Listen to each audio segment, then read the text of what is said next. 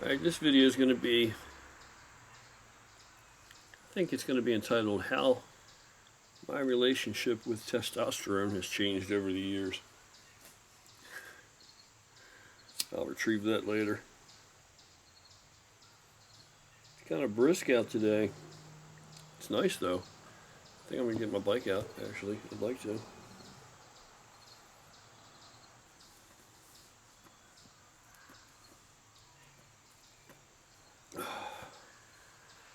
Alright, so as I was saying, I think this video is going to be about how my relationship with testosterone has changed or morphed over the years. And I try to make videos from my real life experience.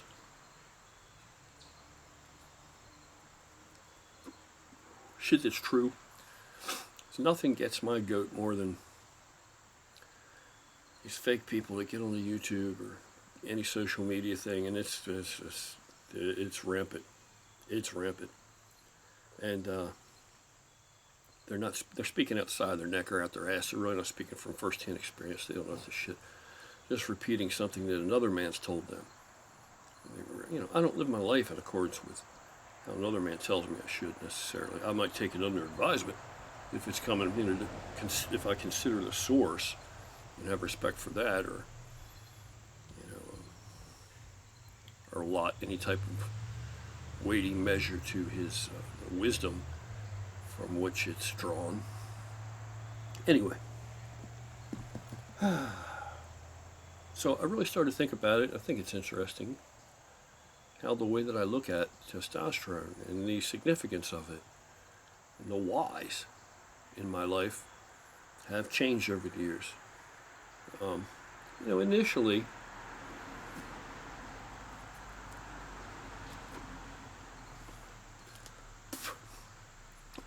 why did I start to use testosterone? And look, I'm not talking about my own testosterone. I'm talking about testosterone augmentation or additional testosterone, right? Anabolics. But I'm talking specifically test. I've never been one of these guys to go a wide array of different things. The only time I ever did, one could say a lot of different things, was when I was, you know, figuring that it might be worthwhile or money-making proposition to compete and go pro and turn pro and make some money in that regard. And I just took the easiest, most direct path there, and did one pro show, and there was money for grabs. So let's not diminish that fact. The first place in that show was 50 grand, 60 grand, 70 grand, I don't know. It was a lot. I was no threat to win first place. Maybe I could have been had I really applied myself, but I really didn't want it that bad, and that's when the reality hit me. So why continue? Anyhow, so initially when I first began to use testosterone or made the decision, it was because I was after additional muscle gain or appearance, physical appearance completely. And it was because over the years, as a natural, my body had responded so well that, you know, people had said to me, hey, you should compete. You know, you really have good genetics for this, or you respond very well to this. You know, you should compete, you should compete. And I started to think about it, and I thought, you know, maybe I will. It's worthwhile, you know, and ego plays a part in it too. I was a young guy. I said, all right, let's see what I can do if I do these things these other guys are doing, or if I even dip my toe in the water. So that's why I started. So the real reason, the initial reason I started was, of course, I wanted to be bigger. I wanted to look better, more exaggerated. Let's just put it that way. I wasn't looking bad. I wasn't unhappy with my appearance at that point. I had quite a few years just training under my belt, eating correctly, pretty well, and training and supplementing, you know, over-the-counter supplementation stuff and trying different things. And I was pleased with my appearance. I was proud of what I had accomplished and achieved from where I began. But I decided, you know, I just want to be a more exaggerated version of that. So let's see what happens. You know, as far as genetic potential, I pretty much had gotten to the point where I basically had maxed out my genetic potential. I'm pretty satisfied I did. I mean, I didn't measure everything, but like any young guy, I'm concerned about building the guns up. So I did measure my arms kind of, regularly. I would say frequently compared to in later years. How often do I measure them? I don't give two shits about what size they are, But I was like at 17 and a half. I got to 17 and a half. Give or take a 16th or an eighth, either way at different various points. I couldn't get any bigger. Every once in a while I'd measure them, and I'd see an improvement or a gain. Let's see an improvement or a gain. I was always a thin, skinny guy, so body fat was not an issue, but there were lean gains. But 17 and a half was the biggest arms we get. And I used to train arms, contrary to convention, or what people tell you, I used to train arms like very frequently when I was a natural, frequently. And they responded, they grew like weeds. They actually overshadowed every other aspect of my physique initially, by a long shot, I believe.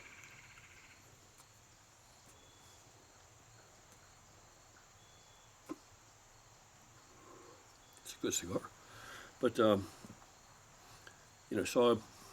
I just wanted to see what was going to happen. I wanted more. So that was my motivation then. Those initial shows, those first two shows, I only came out victorious at those shows because I just dwarfed my competition. I just had so much more development than those guys. Just blew them off the stage, basically just walking out. That's the only reason, because I couldn't pose for shit. I couldn't even flare my lats properly or anything. And back lat pose, spread my lats, none of that shit. I learned that later. I got very adept at it later. So, and then when I did crank things up and turn things up, it was because I thought I could make $1 at it, or the potential was there. So I figured I got all these years invested in this bodybuilding bullshit anyway. Let's see what happens. So that's why. And the heavy weightlifting and all that I went through, so it cranked up your aggressiveness. It cranked up your drive. It made you bigger. It made you, improved sex. I don't know where these myths come from that it leads to impotence or any of this bullshit. I don't know. I have any experience like that. Maybe it's different compounds or something. Don't know. But I never had an issue with that, especially if I was doing cardio and happened to be really lean and was jacked. Oh my God. Crazy. Anyway, so it was a lot of ego and all that too. I can't deny that. So that was my relationship with testosterone. Initially, at the beginning and at the apex, I would say. And then come to today, my relationship, well, prior to this, as an older guy, I realized I'm not going to compete anymore. I had stopped lifting and stopped doing everything for 3 years at a point because I did the one show, like I said, the Night of the Champions. Didn't do well, but it was my own fault. It's not because I couldn't have done well. It's because I really didn't. I was totally lazy and really didn't want it. I was already falling away from that, before the show came around. I shouldn't have really even competed in that show, to tell you the truth, just because I didn't put the work in. I didn't really deserve to be there. Anyway, so after that, I reassessed my life and priorities and decided I'm done with this for now, and I didn't work out anymore. Wasn't lifting at all, wasn't eating like a bodybuilder, and I wasn't using any gear. So I went that way for a good 3 years, and at the end of the 3 years, because I was getting older now, I was well into my 40s, I started having too many aches and pains. And all the damage I had done to myself from the years of lifting heavy, and yes, I did damage to my skeletal structure from lifting heavy for those years. I did. I could feel it all. I felt it all. I'd get up in the morning, my back was so stiff, I could barely stand up straight at first, all that kind of shit. So I said, well, hell, if this is what's in store for me as I get older, I don't want to go through this. So I went back on. I blew back up. And then I decided, well, you've seen during the time I've been on YouTube, I've been off as much as I've been on the whole time. I've been making videos since day one because it's not that important to me anymore. What I've come to learn, I've been off for periods of 7 months, 9 months, this last one, right, 8 or 9 months. So I've come to learn that at this rate, it's just like instinctive. The way that I eat is the way that I eat. way that I train is the way that I train. And I found what works for me, and it's so dialed in that without the gear, I still can look extremely muscular. Without the gear, I can still look like nobody believes that I'm not on gear. Without it. But I feel like shit. So today the relationship has come around to the point where I know I need to use it as a medicinal and as a replacement thing. The amount is going to be whatever it takes. Simple as that, because I'm after a certain quality of life, a certain reaction. I don't need another man to tell me how much that takes. Okay, I'm an individual. I know myself. Lived in this body almost 57 years now. I know it very well. The ins and outs, how it works. Not on any kind of medication to keep me moving. I'm not on anything for blood pressure. Blood pressure's awesome. Cholesterol's awesome. Have no plaque, basically none to speak of at all. Not on any kind of medications and shit. A lot of older guys get older, they start to give them medications, and they just take them. They just take them. You know, my advice would be, don't do that. Don't do that unless it's absolutely 100% necessary. If there's a remedy, explore what it is that's ailing you, and if there's a natural remedy, if there's a way you can turn it back around. It's like, did you need this medication last year or the year before? Well, why do you need it now? What has changed, or what have you let change, or what has degraded? Was there something you could have done about it, and can you do it? Can you do something about it now? Rather than just succumb to it and just say, oh, okay, I'm going to need this the rest of my life now. Whatever it is, don't do that. If there's something that can be done about it, do it. Take action. Keep moving. It's like a screen door on a house. If you don't open that door for the next 2 years, it's going to probably rust. The hinges are going to squeak. You know, it's going to have some resistance if you try to use it at some point through the range of motion, right? So you need to stay active. If you're getting older, you want to maintain. You need to, use it or lose it. That's how it works. It's just, even with impotency as guys get older. Why are you impotent? What's the deal? Is it a mechanical issue? Do you have poor blood flow? That's mostly the majority of why. That's mostly the majority of why. Okay, what can I do to enhance my blood flow, to improve it again? I'm not as active as I used to be. Maybe I should start doing some cardio regularly. Okay, maybe I should look at other things like Larginine supplementation, or like start to eat more foods rich in nitrates. Things like that. Arugula, beets, beetroot. There's tons of things you can do. So, like I said, today where I'm at now, I'll use, I kind of have settled into about 250 a week, milligrams, but there are times when, I don't like to have to stick myself. I don't like that. It's been enough over the course of my lifetime. When I've been on and off, it's still in totality been enough. I don't like to do it. So there'll be weeks, like right now. My last pin was 3 weeks ago. So there's another fallacy. There's another, fraudulent fucking belief, or another misconception people have that, oh, you're going to have to pin it every week, every 2 weeks. Look, if you're trying to blow the hell up and be some kind of monster, if you're trying to make a mountain out of a molehill, then yeah, sure you are. Maybe more frequently than that. But for me right now, the size, again, that's not part of the issue. The muscularity is basically self-perpetuating, and those that don't believe that are telling you bullshit. Bullshit. Look, if you started out and you couldn't bench, God knows how many, 30 years ago, who knows what I was benching when I first started. It wasn't much, that's for damn sure. Well, it was like nothing. Probably I could very easily curl that, very easily. It wouldn't even be enough for me to curl now. But the muscle that I have built over the years, at my best, I was benching well in excess of 500, easily. Up until I did this shoulder damage, this slap tear, 4 years ago now. Up until that point, I always went over 400 pounds every week, benching. Always benching 450 or so every week.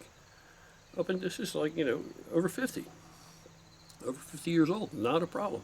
The muscle is self-perpetuating, okay? Once you've built that kind of strength up, yeah, I'm not going to bench 500 pounds ever again, or better, ever again. Because structurally, I haven't had surgery on the shoulder, so I rehabbed it on my own, but it's not going to be able to produce those kind of, that kind of output anymore. It's not going to be able to do that. But it's going to be able to do what I need it to do day in and day out. And I still have to use it. I still work out. I still lift. I'm still plenty strong, but I don't have a reason to try to bench that kind of weight, because the risk versus reward thing is too great. There's too much risk in it. I could really destroy myself trying to bench that kind of weight, or maybe I could pull it off. I'm sure I couldn't do 500, but I'm sure I can do 4. But why? Why? For what? For who? For me? What's 4 when I did 565 previously for double? What's 4?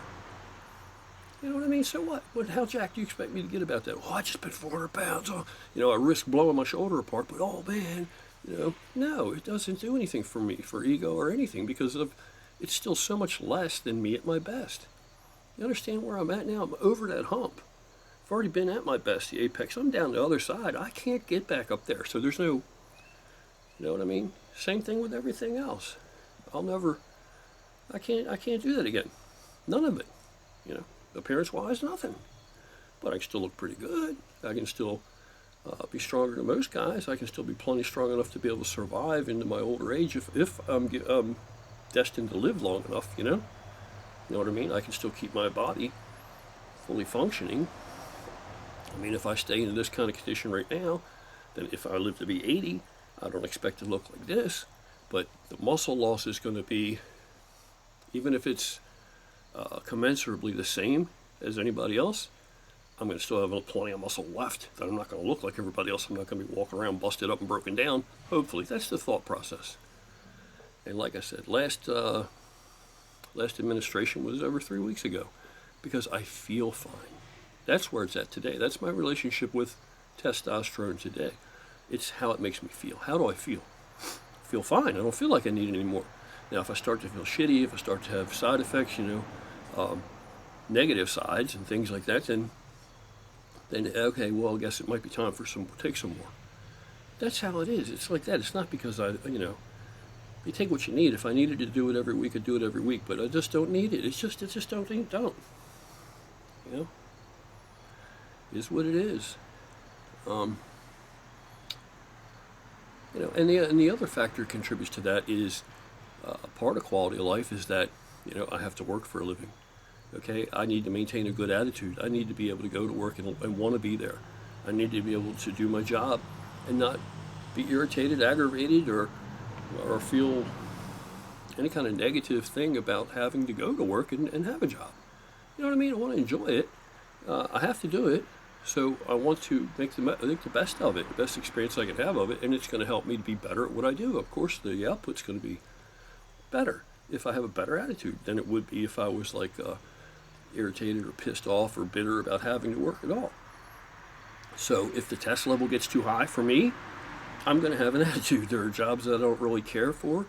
There are things I prefer to do, and you can't always do what you prefer to do. The world's not designed for you to, exercise your preference in every situation, your ultimate preference. So I want my attitude to be right.